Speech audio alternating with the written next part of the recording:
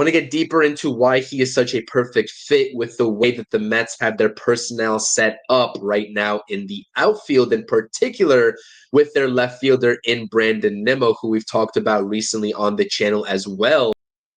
That's what I had to say a couple months ago regarding the New York Mets' potential interest in trading for Luis Robert Jr. back in January during the offseason. And while I don't think that the word perfect fit quite fits the narrative right now with the way that Luis Robert Jr. has started his 2025 campaign over there in the south side of Chicago, I do still think that there is some merit to being interested in trading for a guy like Robert Jr. if you're David Stearns and the New York Mets looking to bolster the depth of this team, particularly in the outfield. So let's talk about it. Welcome back to the True Mets Talk podcast. It's your boy CP. As always, you all know what to do for the latest Mets conversations and discussions. Make sure to subscribe to the channel, smash those thumbs up buttons for me. And comment your thoughts and opinions if you'd be interested in taking a shot at trading for Luis Robert Jr., as we have heard some smoke through multiple different reporters at this point. John Heyman, Bob Nightingale, a couple of others that are stating David Stearns could still be interested in acquiring Robert Jr. at some point this season before the trade deadline. Now, we still have a long ways to go until the trade deadline hits. I don't think that this is a move that the Mets make this month. I don't even think that this is a move that they make in June. This, depending on the outlook of the outfield for the Mets come July, right?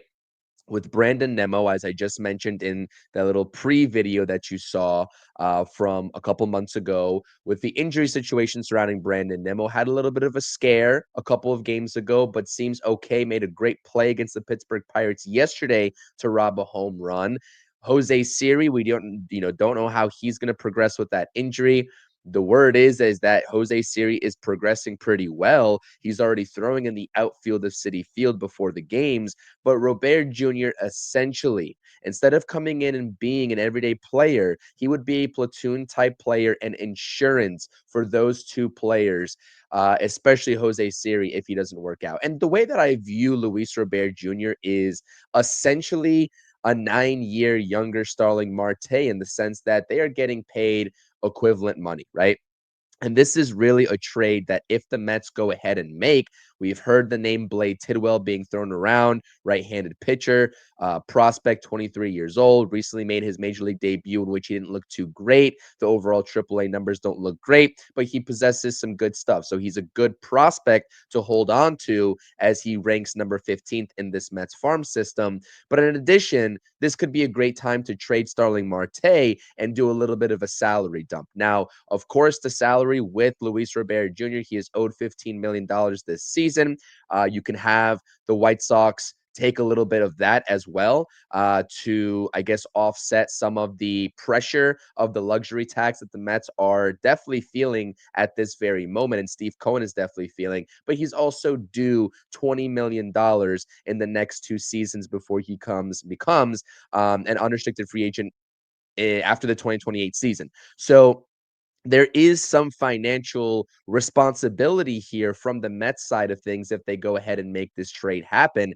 The least the White Sox can do, especially with some of these numbers that Luis Robert Jr. has posted to start his 2025 season. It's not pretty, as we'll get into here in just a second. The least they can do is take Starling Marte in addition to Blade Tidwell, and you're also given the upside and the ceiling that Luis Robert Jr. possesses, a la the 2023 season where he posted 38 home runs and an 850 OPS, they'll probably ask for another lower end prospect if I had to guess. If the White Sox asking price is still, sky high, that's something where I don't see David Stearns making this move, and that would be smart not to. But if the asking price is low, if there's not much interest around the league, if teams are scared to take on that money given his lack of production recently, this is a perfect opportunity for the Mets to swoop in, and maybe he rejuvenates his career. There is something to be said for playing in the White Sox organization and perhaps not being as motivated as you would be in a Mets uniform or any other contending team's uniform, because the White Sox are, they're at 12 wins through 41 games, and they have nothing to play for.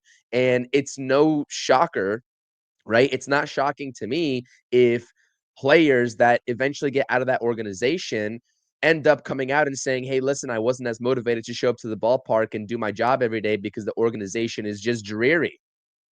And I'm not saying that is completely what's been wrong with Luis Robert Jr., but this guy has talent. This guy defensively is talented. He can play all three outfield positions, especially center field, and he plays a good one. He can hit you 25 plus home runs if he has a good season. And we haven't seen it since 2023, but he has that capability. The talent is there, and he's only 27 years old. And this is what I'm saying. You get this guy who's 27 years old, has shown what his ceiling could definitely be, and he's got controllability left, albeit for $20 million in the next 2 seasons. So it makes sense to me. The process and the logic would make sense if David Stearns actually does make this move. And this is something that we've been talking about for the past couple of seasons. But at this point, the asking price could be its lowest from the White Sox perspective if you're the New York Mets. But the numbers here, let's get into it. They're red for a reason. They're not good. Through the first 41 games for the White Sox, Robert Jr. has played in 37 of those games. He's posted a 186 batting average, 5 home runs. So again, I mean, he's on pace for 15 plus home runs, if you really think about it, which is, if you're a platoon player for the New York Mets, something that you take all day long. And that's something that you're not getting out of Starling Marte. OBP's bad, under 300. OPS is dreary at 619. Strikeout percentage, again, is over 30%, which is well above league average. I think he actually posted a higher strikeout rate at 33, or a little bit over 33% last season, but still, you want to see that go down. And this is something where I say, like, I don't expect the strikeout percentage to go down with Luis Robert Jr. He is a high strikeout guy, even in that 2023 season. But as long as he's giving you the power, and the same thing can be said for a lot of guys around this league, Kyle Schwarber, right? Mark Vientos, our very own Mark Vientos, usually post high strikeout rates, although 2025 is a little bit of a different story. And he struggled so far in 2025, although I think he will come around. Teoscar Hernandez is a high strikeout guy, but can provide you some power. As long as these high strikeout rate guys are providing you the home runs, are we really going to complain? The answer is no, but we need to see that power come back from Luis Robert Jr. And the only good thing that he has posted, right, in terms of the metrics this season so far, is his walk rate, which is at 13.2%, well above league average. So I say this in the sense that, you know, you see approach changes all the time when guys go from one organization to the other, especially the New York Mets, who not only have a pitching lab at this point, a lot of prospects in this organization, and a lot of ball players are talking about this quote unquote hitting lab now that they're introducing, and how some of the approach changes can be boiled down to that the Mets are investing in this hitting lab, so to speak, and it could be paying dividends. Now, the offense in general hasn't been consistent, so we're still waiting for it to pay off at the major league level through and through. But we saw it with Javi Baez back in 2021, where he went from the Cubs to the Mets and instantly changed his approach, started to become more disciplined, walked more, and had a lot of success in that half a season before he went to Detroit on a big contract and just completely, fell off the face of the earth as well. I think he's having a good season this season, which is good to see. But you could see the same thing from Luis Robert Jr. It's not out of the question. But the biggest point here is, what is the asking price? That's the most important thing to assess. You all know that I think that this could be a good fit, but for the right price. Am I willing to part ways with Blade Tidwell? Yes, absolutely. But in that case, you take on Starling Marte's contract and make the total valuation and the burden of bringing on Luis Robert Jr., who's going to be owed 35, maybe a little bit north of 35 million over the next 3 years, a little bit less for the New York Mets. So, Mets fans, let me know what you think. Is it logical? Is it not logical?